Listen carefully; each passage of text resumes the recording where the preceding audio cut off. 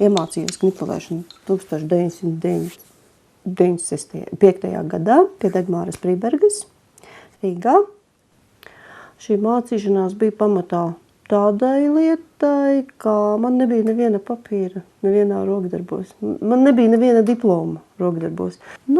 Bet otra lieta man ir tā, ka es katru rokdarbu veidu, jo es vairāk ar viņus darbojos, un viņš vairāk man iepatīkās. Tā man iepatikās frivolitē, tā man arī knipelēšana.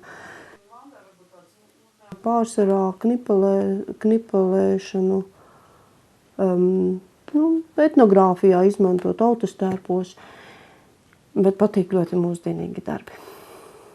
Un pārsvarā ir tā, ka es knipelēju vai frivolitē taisu pārsvarā mūsdienīgos darbus.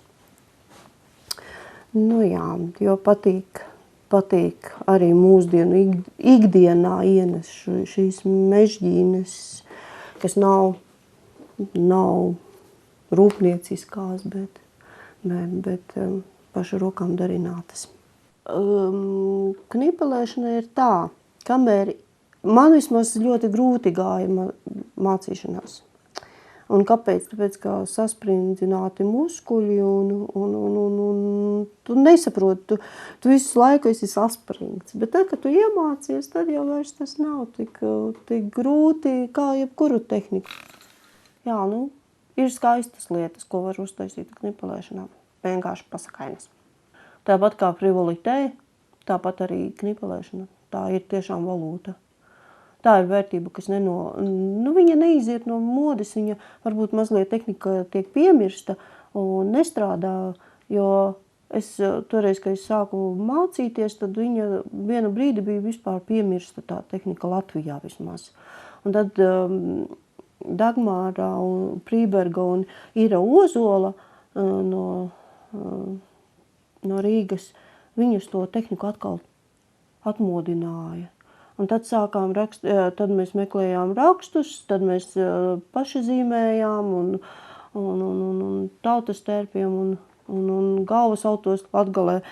Var palepoties, man ir vienīgais tautas tērpa pašas darinātais, tas ir galvas auts, kur knipelētās mežģīnes ir arī noknipelētas. Bet tāpat izmantoja arī priekšautos, nekur nav principā tautas tērpā. Tamborētu mežģieņu ir ļoti maz. Vispār gandrīz nemaz nav. Un tas, kas ir tagad tautas tērpos, tas ir viss, blefs, var teikt, ka ir tamborējums. Visur, kur ir tamborējums, tur jābūt ir knipelēji.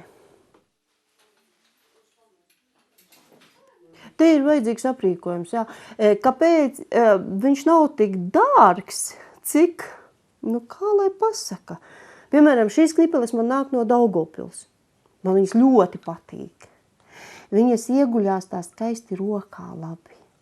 Tās, ar kurām es mācījos, tām ir gari kātiņi, tādi, taisni. Man ar viņām nevisai patīk. Vienu meistaru es Jēkablī dabūju, kas atradu, kas virpo knipelītes. Varbūt arī tepat pie man Cesainas Ubānos varbūt būs meistars, kas uzņemsies knipelītes. Jo diezgan pagrūti ir dabūt tās knipelītes. Nav jau kur nopirkt. Rīgā bija viens meistars, tas atteicās. Tad šīs, es saku, Daugavpilī, bet aizbrauc tagad uz Daugavpili pakaļ pēc knipelītēm. Pārsvarā strādāju uz pasūtījumiem. Es pati strādāju uz pasūtījumiem pārsvarā, jo man patīk, jo katrs pasūtījums ir tāds kā izaicinājums, vai es to spēšu vai nē. Un patīk arī ļoti izstādes tematiskās, kas ir Bārbelē. Tas man arī ļoti patīk, jo tad tev tāds izaicinājums. Izdarīs vai neizdarīs, vai sanāks vai nesanāks, vai varēsi vai nevarēsi. Katru reizi tā kā no jauna. Un arī katru reizi to darbu darot, tu esi pilnīgi kā no jauna. Kaut kas jauns visu laiku. Jo tu jau nezini, ko tev diegi darīs, Tu izdomā, ka diegi derēs tai mežģīnei. Sāc strādāt, neder. Jā. Atkal meklē jaunus diegus. Tas tāds labs process. Man ir gadījies, ka man ir, vai pie šitā paša buciņa ir gadījies, ka man pienāk kucēns, ne šī kucīte, bet cits tāds lielāks bija kucēns mums. Piegāja, rasti nobrauca, man krīpelītes sakrita. Kaut kur 64 vai cik pāri. Nogriez un iemetu plīti.